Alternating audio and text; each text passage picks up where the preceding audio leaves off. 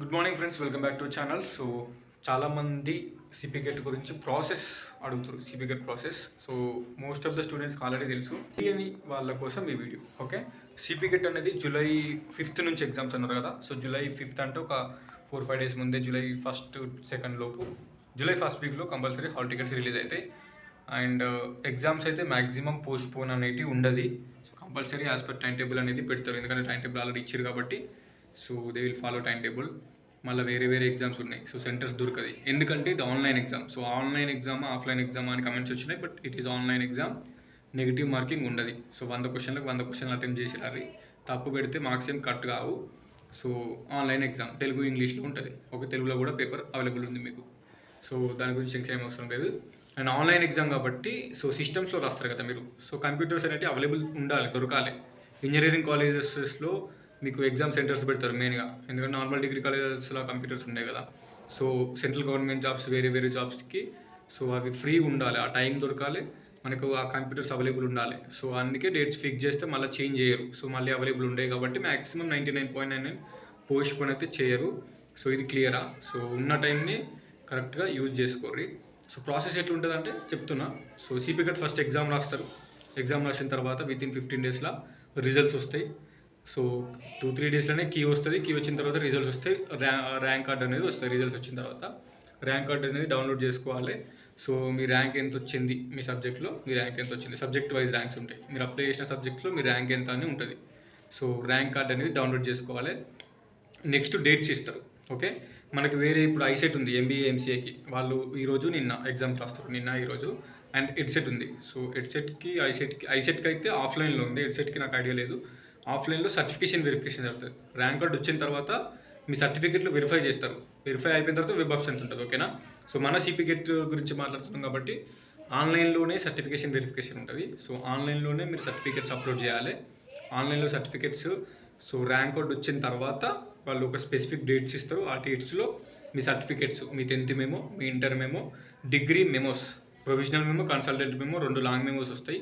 So ఎవరికైతే ఆ time వరకు లాంగ్ మెమోస్ అవైలబుల్ లేకపోతే, సో డిగ్రీ 6th సెమిస్టర్ అయిపోయిన వాళ్ళు కానీ రీసెంట్గా పాస్ అయ్యి లాంగ్ మెమోస్ రావు, డిగ్రీ కొంచెం టైం పడుతుంది, అలాంటి వాళ్ళు సెమిస్టర్ వైజ్ మెమోస్ అప్లోడ్ చేయాలి. First sem memo, second sem memo, third sem memo, 4th semester memo, 5th semester memo కూడా వస్తుంది.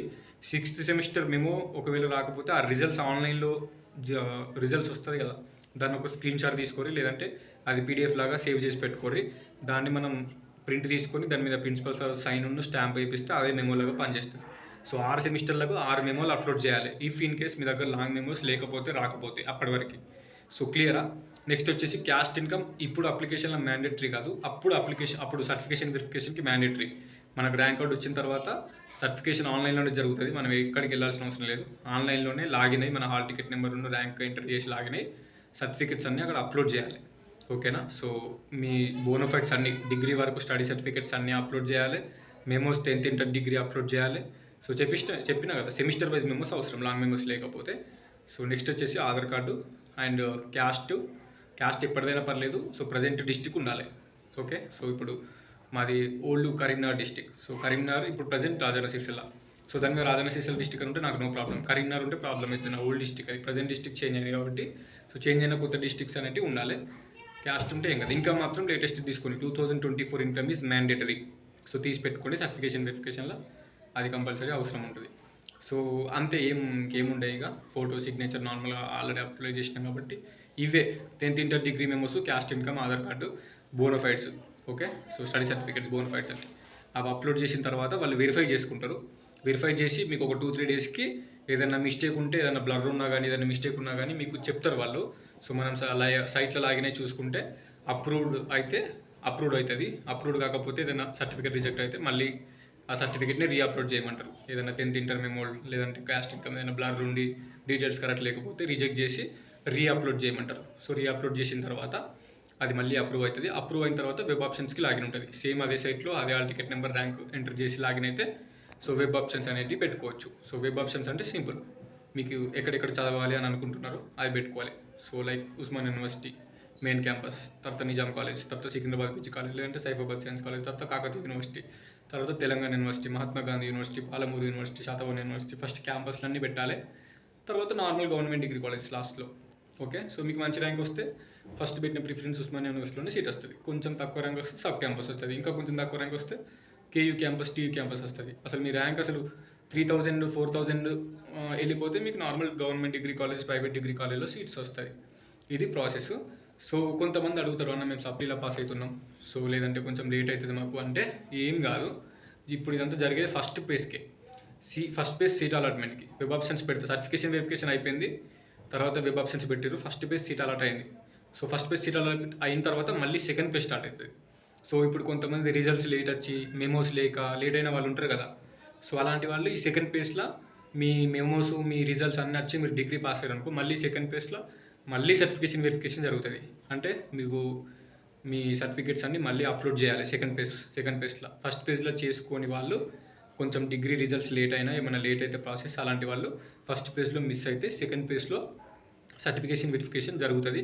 మళ్ళీ సర్టిఫికేట్స్ అన్నీ అప్లోడ్ చేసి సో మళ్ళీ వెబ్ ఆప్షన్స్ పెట్టుకోవాలి, మళ్ళీ సెకండ్ పేజ్ సీట్ అలాట్మెంట్ జరుగుతుంది. ఓకే, సో ఫస్ట్ పేజ్లో సర్టిఫికేట్స్ డిగ్రీ రెగ్యులర్గా పాస్ అయిన వాళ్ళు పెట్టుకుంటారు. రెగ్యులర్గా పాస్ అయితే నో ప్రాబ్లం, సర్టిఫికేట్ వెరిఫికేషన్ అయిపోతుంది, వెబ్ ఆప్షన్స్ పెట్టుకుంటారు, సీట్ అలాట్మెంట్ అవుతుంది. అయిన తర్వాత మీకు ఒకవేళ సీట్ నచ్చకపోతే మీరు డైరెక్ట్ సెకండ్ పేజ్లో వెబ్ ఆప్షన్స్ పెట్టుకోవచ్చు. ఆన్లైన్ సర్టిఫికేషన్ వెరిఫికేషన్ అవసరం లేదు, ఎందుకంటే ఫస్ట్ టైం వెరిఫికేషన్ అయిపోయింది కాబట్టి. సో ఎవరైతే డిగ్రీ మెమోస్ అంటే సప్లీస్ రాసి రిజల్ట్స్ లేట్ అయిన వాళ్ళు ఉంటారు కదా, వాళ్ళు ఫస్ట్ పేజ్ మిస్ అవుతారు. సెకండ్ పేజ్లో వాళ్ళు అప్పటి వరకు పాస్ అవుతారు కాబట్టి సెకండ్ పేజ్లో ఆన్లైన్ సర్టిఫికేషన్ వెరిఫికేషన్స్కి టైం ఇస్తారు. అందులో సర్టిఫికేట్స్ అన్నీ సెకండ్ పేజ్లో అప్లై చేసుకోవాలి. ఫస్ట్ పేజ్ మిస్ అయిన వాళ్ళు ఫస్ట్ పేజ్లో చేసుకునే వాళ్ళు సో సెకండ్ పేజ్లో అప్లై చేసుకొని సెకండ్ పేజ్లో వెబ్ ఆప్షన్స్ పెట్టుకోవచ్చు. ఓకే, సెకండ్ పేజ్లో సీట్ అలాట్ అవుతుంది. ఎవరైతే ఫస్ట్ పేజ్లో ఆల్రెడీ సర్టిఫికేషన్ వెరిఫికేషన్ చేసుకొని వెబ్ ఆప్షన్స్ పెట్టుకొని సీట్ అలాట్ అయిన వాళ్ళు ఒకవేళ కాలేజ్ నచ్చకపోతే, యూనివర్సిటీ నచ్చకపోతే సెకండ్ పేజ్లో వెబ్ ఆప్షన్స్ పెట్టుకోవచ్చు. ఓకే, సో ఇంకో కొంతమంది ఏమడుగుతారంటే ఫస్ట్ పేజ్ సీట్ని మనం ఒక 800 రూపీస్ పెట్టి కడితే, ఫస్ట్ పేజ్ సీట్ అలాట్ అయింది కదా నాకు ఫర్ ఎగ్జాంపుల్ నాకు Osmania university first page seat allot అయింది సబ్ క్యాంపస్, ఒక 800 700 ఉంటుంది. అది కడితే సీటు హోల్డ్లో ఉంటుంది. మళ్ళీ సెకండ్ పేజ్ వెబ్ ఆప్షన్స్ పెట్టుకుంటాను నేను, ఎందుకంటే మళ్ళీ మెయిన్ క్యాంపస్ కోసం. సో సెకండ్ పేజ్లో సీట్ ఒకవేళ మెయిన్ క్యాంపస్లో అలాట్ అయితే ఫస్ట్ పేజ్ సీట్ క్యాన్సిల్ అవుతుంది, సెకండ్ పేజ్లో మెయిన్ క్యాంపస్ అలాట్ అయితే సెకండ్ పేజ్ సీట్ ఉంటుంది. ఒకవేళ సెకండ్ పేజ్లో మెయిన్ క్యాంపస్ అలాట్ కాకపోతే సెకండ్ పేజ్లో సీట్ నాట్ అలాటెడ్ అని ఉంటుంది, ఫస్ట్ పేజ్ సీట్ అట్నే ఉంటుంది, ఎందుకంటే నేను 800 పెట్టి కట్టి హోల్డ్లో పెట్టుకున్నా కాబట్టి. ఓకే, సో అర్థమైంది కదా. నెక్స్ట్ వచ్చేసి థర్డ్ పేజ్ కూడా ఉంటుంది. ఒకవేళ ఫస్ట్ పేజ్ మిస్ అయ్యి సెకండ్ పేజ్ మిస్ అయ్యి డిగ్రీ రిజల్ట్స్ రాకలేదు వెయిట్ చేసిన వాళ్ళు ఎవరైనా ఉంటే సప్లీ క్యాండిడేట్స్, థర్డ్ పేజ్లో కూడా ఆన్లైన్ సర్టిఫికేషన్ వెరిఫికేషన్ జరుగుతుంది. ఫస్ట్ పేజ్లో సెకండ్ పేజ్లో ఆన్లైన్ సర్టిఫికేషన్ చేసుకున్న వాళ్ళు direct third page web options పెట్టుకోవాలనుకుంటే పెట్టుకోవచ్చు. ఎవరైనా first page second page miss అయిన వాళ్ళు, లేట్గా రిజల్ట్స్ వచ్చి డిగ్రీ పాస్ అయిన వాళ్ళు ఉంటే థర్డ్ పేజ్లో మీ సర్టిఫికేట్స్ అన్నీ అప్లోడ్ చేసి ఆన్లైన్ సర్టిఫికేషన్ వెరిఫికేషన్ చేసుకొని తర్వాత అది అప్రూవ్ అయిన తర్వాత వెబ్ ఆప్షన్స్ అనేది థర్డ్ పేజ్లో పెట్టుకుంటే థర్డ్ పేజ్లో సీట్ అనేది అలాట్ అవుతుంది.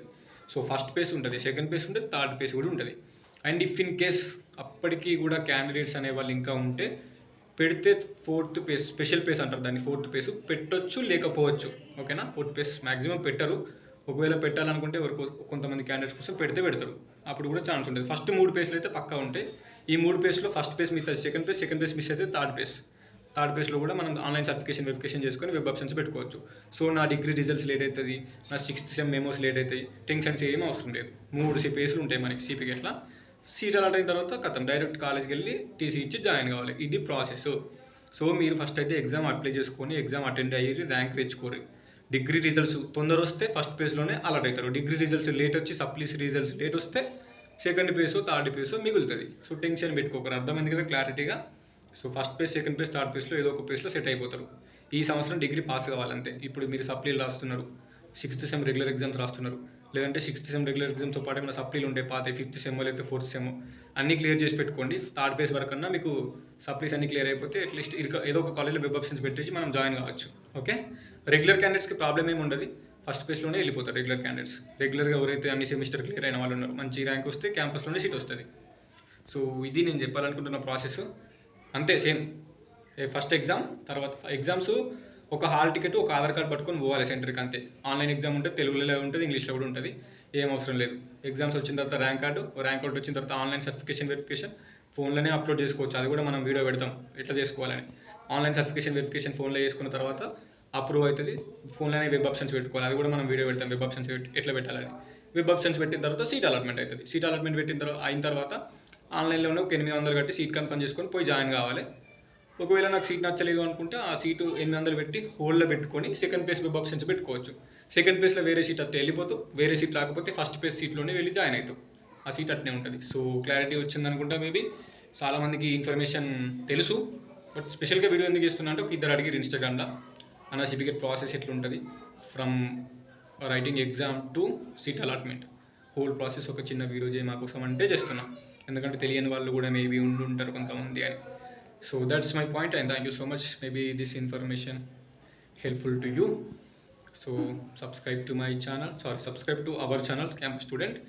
So I will give information until third base web options seat allotment. Okay, so signing off, this is your Campus Student, and comment below whether you like this video or dislike this video, and if you have any doubt regarding this CPGET or this video, comment below. I will definitely reply to all comments. Okay, so and then thank you so much for watching till end.